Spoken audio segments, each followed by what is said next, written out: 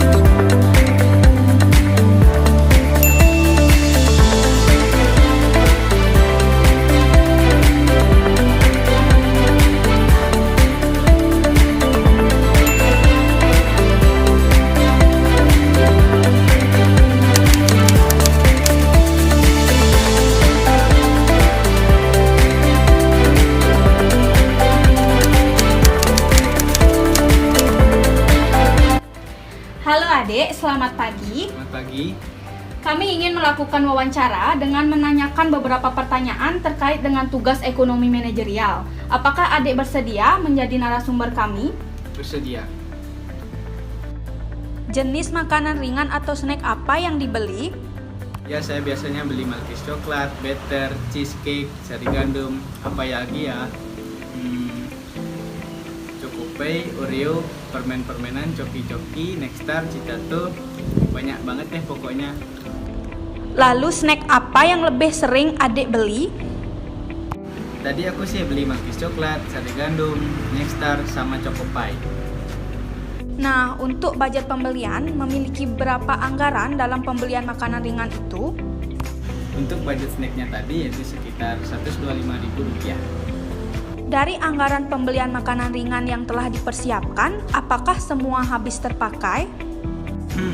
Ya, terpakai karena dari awal saya menyisihkan uang bekal saya untuk membelikan cemilan sebagai self reward. Setelah melakukan transaksi pembelian makanan ringan, apakah merasakan suatu kepuasan terhadap keputusan pembelian yang telah dilakukan? So pastilah puas karena yang saya beli beberapa bagian cemilan yang saya suka. Karena terdapat cemilan manis dan ada tekstur yang lembut. Tapi sepupu di rumah lebih prefer ke snack Chocopay daripada snack lain karena teksturnya lembut dan cukup manis. Dan seharusnya saya membeli Chocopay dengan jumlah yang lebih. Namun kalau mengkonsumsi banyak cenderung akan membuat gigi ompong nantinya. Baik, terima kasih adik atas semua informasinya. Maaf mengganggu waktunya.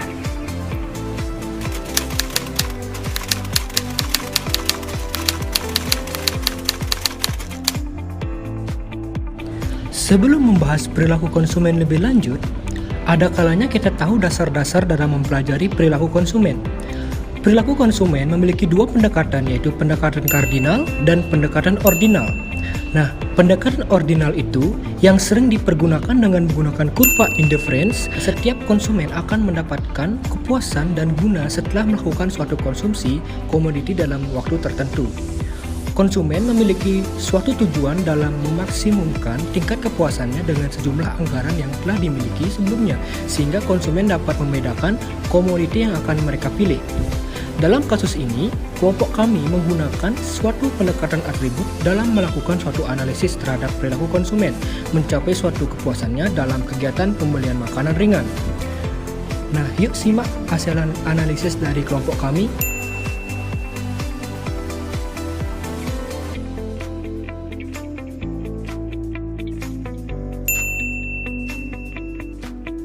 Berdasarkan data perhitungan tersebut, dibuatkanlah grafik atribut yang menjelaskan atribut yang digunakan, jumlah anggaran, dan alokasi anggaran yang dijelaskan melalui garis atribut.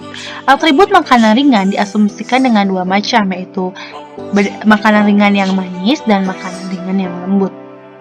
Berdasarkan grafik tersebut, panjang sebuah garis kombinasi atribut akan bergantung pada besaran anggaran yang ada, harga beli dan jumlah makanan ringan yang akan dibeli. Dan kombinasi atribut merupakan penjumlahan di antara makanan yang dominan memiliki rasa yang manis dan rasa yang cenderung lembut. Yang pertama ada Malkis coklat dengan harga pembeliannya sebesar 30.000. Karena Malkis coklat merupakan atribut manis karena rasanya cenderung berasa manis, maka ditarik garis ke arah atas. Selanjutnya, hal yang sama dilakukan kepada sari gandum dengan harga pembeliannya yaitu 44.000. Kemudian ada makanan ringan yang masuk kepada atribut lembut, yaitu Choco Pie dengan harga pembeliannya 24.000 dan Nexstar dengan harga pembeliannya 27.000. Selanjutnya, dengan memperhatikan anggaran dan membuat garis kombinasi atribut untuk masing-masing pilihan snack dan mengetahui besarnya sudut maupun panjangnya garis, maka dapat dibuat garis depan efisiensi. Garis depan efisiensi dibuat dengan menghubungkan ujung masing-masing garis atribut. Kurva yang menghubungkan ujung kombinasi garis antara atribut disebut dengan efisiensi frontier atau garis depan efisiensi. Sebelumnya, pada suatu kasus, akan ada ujung garis atribut tidak ikut menjadi bagian dari garis depan efisiensi karena kemungkinan kepuasan yang akan diperoleh dari salah satu item dalam keadaan tertentu akan lebih rendah dibandingkan dengan kepuasan yang akan diperoleh dari item lainnya. Pada kasus ini, garis depan efisiensi atribut Choco Pie tidak ikut menjadi bagian dari garis efisiensi karena kepuasan yang akan diperoleh letak titik Choco Pie berada di bawah garis depan efisiensi sari gandum dan Nexstar. Secara pemikiran yang rasional, pihak konsumen pastinya tidak akan memilih untuk melakukan konsumsi pada Choco Pie karena kepuasan yang akan didapat pada keadaan tertentu akan lebih rendah apabila dibandingkan dengan kepuasan yang akan diperoleh apabila melakukan konsumsi pada sari gandum dan Nexstar. Setelah konsumen menentukan titik efisiensi frontier yang dimilikinya, maka ia dapat menentukan jajanan yang manakah yang akan dibeli nantinya.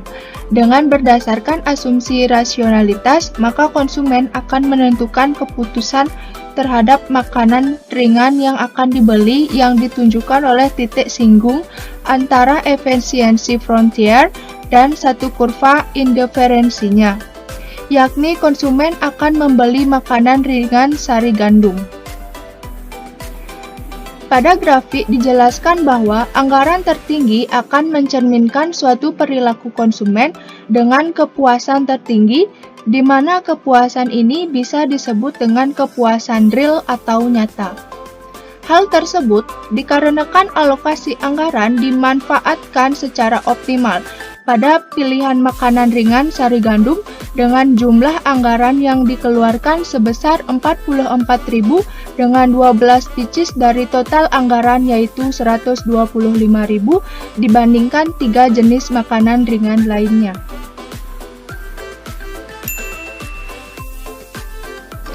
Perhitungan kepuasan bayangan ditunjukkan dengan cara menambahkan jumlah makanan Choco Pie yang dilakukan oleh konsumen, yaitu dengan melakukan pembelian lebih banyak, yaitu 24 pieces dengan total harga 48.000. Maka akan dibuatkan grafik pendekatan atribut dengan garis putus-putus atau slacking menuju pada ekspektasi atau bisa disebut dengan titik kepuasan bayangan yang diharapkan oleh pelanggan atau konsumen. Kemudian, semua ujung garis kepuasan bayangan dihubungkan dengan garis efisiensi frontier. Kepuasan bayangan tersebut dimisalkan dengan IC 1 aksen pada Choco Pie sebesar 48.000. Seperti yang sudah dijelaskan sebelumnya, bahwa pada kasus ini grafik kepuasan bayangan garis depan kombinasi sari gandum tidak ikut menjadi garis depan efisiensi karena sari gandum berada di bawah garis efisiensi Malkis coklat dan Choco Pie. sehingga garis kepuasan bayangan konsumen terletak pada titik Chocopie. Berdasarkan asumsi rasionalitas, maka konsumen akan menentukan kepuasan dengan pemberian makanan ringan yang ditunjukkan oleh titik singgung antara efisiensi frontier dengan satu kurva indiferensinya, yakni konsumen akan memilih Chocopie sebagai kepuasan bayangannya. Jadi, kesimpulan yang dapat diambil dalam pembahasan ini, di mana kasus ini menggunakan pendekatan atribut untuk memahami perilaku konsumen dalam melakukan konsumsi. Nah, di mana pendekatan atribut pada hal ini membahas bagaimana cara konsumen mengalokasikan anggaran dalam pembelian snack, sehingga dapat mencapai suatu kepuasan. Berdasarkan analisis yang telah dilakukan melalui pendekatan atribut, selaku konsumen akan mencapai kepuasan maksimum yang ditunjukkan oleh titik singgung antara efisiensi frontier dengan kurva indiferensi. Dan sebagai konsumen, Adik Wahyu juga ingin mencapai kepuasan lainnya atau yang disebut dengan kepuasan bayangan apabila mendapat diskon harga dari pembelian yang lebih dari snack yang dibeli oleh Adik Wahyu tersebut. Akhirnya selesai juga ya video dari kami. Video tersebut merupakan penjelasan mengenai analisis perilaku konsumen dalam menentukan suatu keputusannya ketika melakukan pembelian makanan ringan dengan menggunakan pendekatan atribut. Apabila ada kesalahan, mohon dimaafkan ya. Terima kasih.